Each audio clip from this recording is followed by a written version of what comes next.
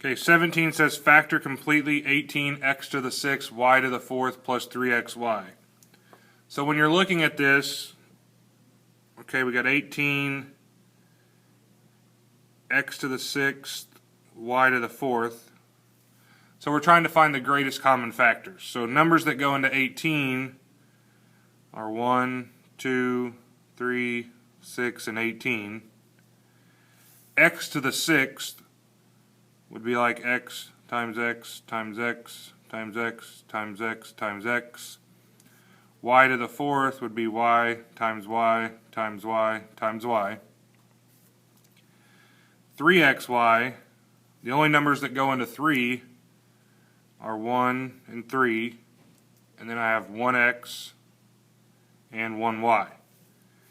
Now when it says factor completely, what we're going to be doing is we're going to have the greatest common factor on the outside of the parentheses, and then what's left after I factor out the greatest common factor with whatever signs here. So since there's a plus here, there'd be a plus there.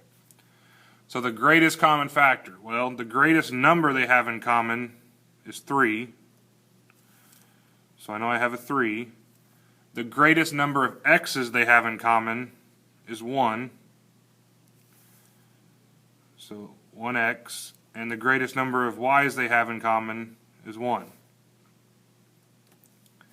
Now it's okay, what if I took out a 3xy from this expression, what's left? Well, 3 times what gives me 18, which is 6.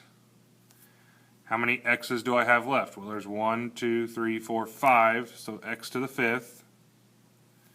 How many y's do I have left? Well, 1, 2, 3, so y to the 3rd, plus 3 times what gives me 3? Well, that's 1. And I don't have any x's or y's left. So I close my parentheses. So the factored answer would be 3xy times 6x to the 5th, y to the 3rd plus 1, which is choice C.